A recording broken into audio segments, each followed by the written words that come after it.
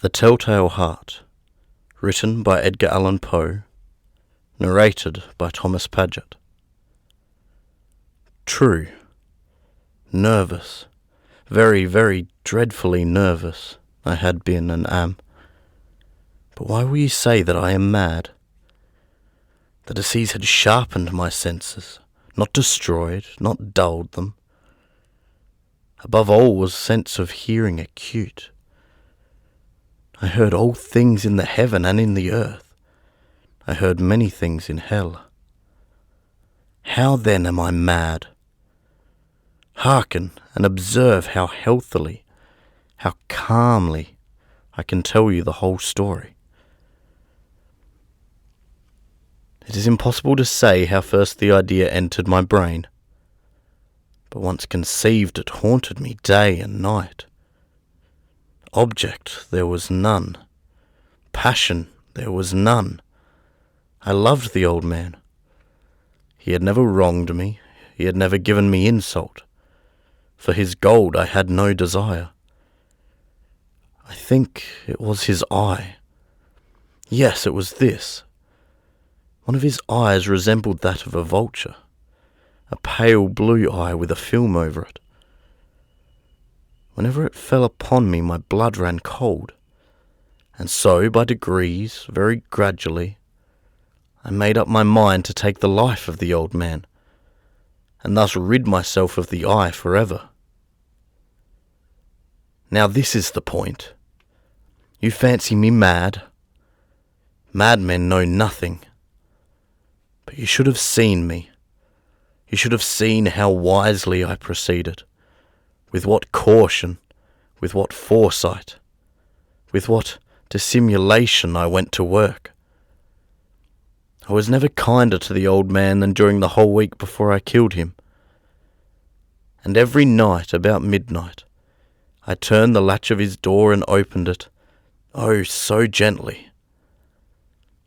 And then, when I had made an opening sufficient for my head, I put in a dark lantern, all closed so that no light shone out, and then I thrust in my head. Oh, you would have laughed to see how cunningly I thrust it in. I moved it slowly, very, very slowly, so that I might not disturb the old man's sleep. It took me an hour to place my whole head within the opening so far that I could see him as he lay upon his bed. Ha! Would a madman have been so wise as this? And then, when my head was well in the room, I undid the lantern, cautiously, oh, so cautiously. Cautiously, for the hinges creaked, I undid it just so much that a single thin ray fell upon the vulture eye. And this I did for 7 long nights, every night just at midnight. But I found the eye always closed, and so it was impossible to do the work. For it was not the old man who vexed me, but his evil eye. And every morning, when the day broke, I went boldly into the chamber, and spoke courageously to him, calling him by name in a hearty tone, and inquiring how he had passed the night. So you see he would have been a very profound old man indeed, to suspect that every night, just at 12, I looked in upon him while he slept. Upon the 8th night I was more than usually cautious in opening the door. A watch's minute hand moves more quickly than did mine. Never before that night had I felt the extent of my own powers, of my sagacity. I could scarcely contain my feelings of triumph, to think that there I was, opening the door little by little, and he not even to dream of my secret deeds or thoughts. I fairly chuckled at the idea. And perhaps he heard me, for he moved on the bed suddenly, as if startled. Now you may think that I drew back, but no. His room was as black as pitch with the thick darkness, for the shutters were close-fastened through fear of robbers. And so I knew that he could not see the opening of the door, and I kept pushing it on, steadily, steadily. I had my head in and was about to open the lantern, when my thumb slipped upon the tin fastening, and the old man sprang up in bed, crying out, "Who's there?" I kept quite still and did nothing. For a whole hour I did not move a muscle, and in the meantime I did not hear him lie down. He was still sitting up in bed, listening, just as I have done night after night, hearkening to the death watchers in the wall. Presently I heard a groan, and I knew it was the groan of mortal terror. It was not a groan of pain or of grief. Oh no. It was the low, stifled sound that arises from the bottom of the soul when overcharged with awe. I knew the sound well. Many a night, just at midnight, when all the world slept, it had welled up from my own bosom, deepening with its dreadful echo the terrors that distracted me. I say, I knew it well. I knew what the old man felt, and pitied him, although I chuckled at heart. I knew that he had been lying awake ever since the first slight noise, when he had turned in the bed. His fears had been ever since growing upon him. He had been trying to fancy them causeless, but could not. He had been saying to himself, "It is nothing but the wind in the chimney. It is only a mouse crossing the floor." Or, "It is merely a cricket which has made a single chirp." Yes, he had been trying to comfort himself with these suppositions, but he had found all in vain.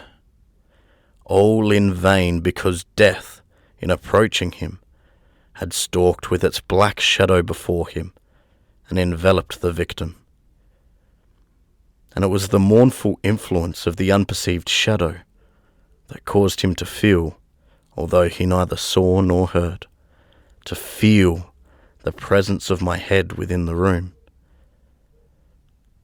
When I had waited a long time very patiently, without hearing him lie down, I resolved to open a very, very little crevice in the lantern. So I opened it. You cannot imagine how stealthily, until at length a single dim ray, like the thread of the spider, shot from out of the crevice and fell upon the vulture eye.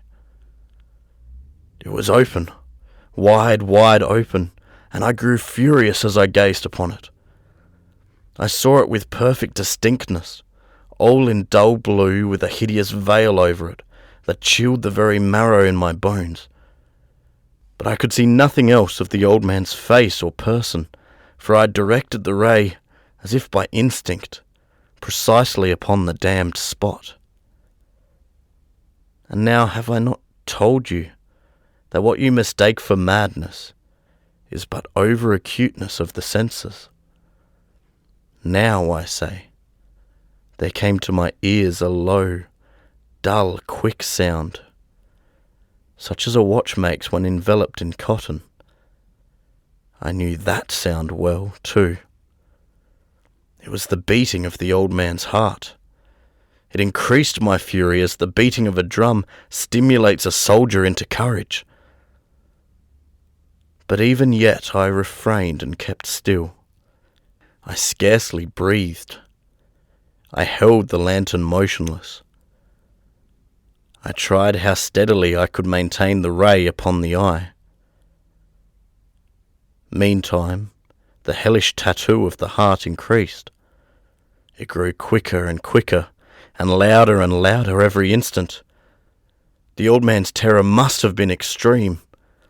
It grew louder, I say, louder every moment. Do you mark me well? I have told you that I am nervous, so I am. And now, at the dead hour of the night, amid the dreadful silence of that old house, so strange a noise as this excited me to uncontrollable terror. Yet, for some minutes longer, I refrained and stood still. But the beating grew louder, louder. I thought the heart must burst. And now a new anxiety seized me. The sound would be heard by a neighbour. The old man's hour had come. With a loud yell I threw open the lantern and leaped into the room. He shrieked once. Once only. In an instant I dragged him to the floor and pulled the heavy bed over him. I then smiled gaily to find the deed so far done. But for many minutes the heart beat on with a muffled sound. This, however, did not vex me. It would not be heard through the wall. At length it ceased. The old man was dead. I removed the bed and examined the corpse. Yes, he was stone dead. I placed my hand upon the heart and held it there many minutes. There was no pulsation. He was stone dead. His eye would trouble me no more. If still you think me mad, you will think so no longer when I describe the wise precautions I took for the concealment of the body. The night waned, and I worked hastily, but in silence. First of all, I dismembered the corpse. I cut off the head and the arms and the legs. I then took up 3 planks from the flooring of the chamber, and deposited all between the scantlings. I then replaced the boards so cleverly, so cunningly, that no human eye, not even his, could have detected anything wrong. There was nothing to wash out, no stain of any kind, no blood spot whatever. I had been too wary for that. A tub had caught all, ha! When I made an end of these labours, it was 4 o'clock, still dark as midnight. As the bell sounded the hour, there came a knocking at the street door. I went down to open it with a light heart, for what had I now to fear? There entered 3 men, who introduced themselves with perfect suavity as officers of the police. A shriek had been heard by a neighbour during the night. Suspicion of foul play had been aroused. Information had been lodged at the police office, and they, the officers, had been deputed to search the premises. I smiled. For what had I to fear? I bade the gentleman welcome.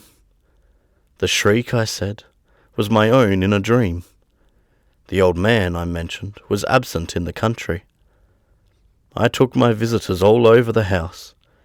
I bade them search well. I led them at length to his chamber. I showed them his treasures, secure, undisturbed. In the enthusiasm of my confidence, I brought chairs into the room, and desired them here to rest from their fatigues, while I myself, in the wild audacity of my perfect triumph, placed my own seat upon the very spot beneath which reposed the corpse of the victim. The officers were satisfied. My manner had convinced them. I was singularly at ease. They sat, and while I answered cheerily, they chatted of familiar things. But ere long, I felt myself getting pale, and wished them gone. My head ached, and I fancied a ringing in my ears. But still they sat and still chattered. The ringing became more distinct. It continued and became more distinct. I talked more freely to get rid of the feeling, but it continued and gained definitiveness, until, at length, I found that the noise was not within my ears. No doubt I now grew very pale, but I talked more fluently, and with a heightened voice. Yet the sound increased. And what could I do? It was a low, dull, quick sound. Much such a sound as a watch makes when enveloped in cotton. I gasped for breath, and yet the officers heard it not. I talked more quickly, more vehemently, but the noise steadily increased. I arose and argued about trifles, in a high key and with violent gesticulations, but the noise steadily increased. Why would they not be gone? I paced the floor to and fro with heavy strides, as if excited to fury by the observations of the men, but the noise steadily increased. Oh God, what could I do? I foamed, I raved, I swore. I swung the chair upon which I had been sitting, and grated it upon the boards, but the noise arose over all and continually increased. It grew louder, louder, louder, and still the men chattered pleasantly and smiled. Was it possible they heard not? Almighty God, no, no. They heard, they suspected, they knew. They were making a mockery of my horror. This I thought, and this I think. But anything was better than this agony. Anything was more tolerable than this derision. I could not bear those hypocritical smiles no longer. I felt that I must scream or die, and now, again, hark! Louder, louder, louder, louder! Villains, I shrieked. Dissemble no more. I admit the deed. Tear up the planks. Here, here. It is the beating of his hideous heart.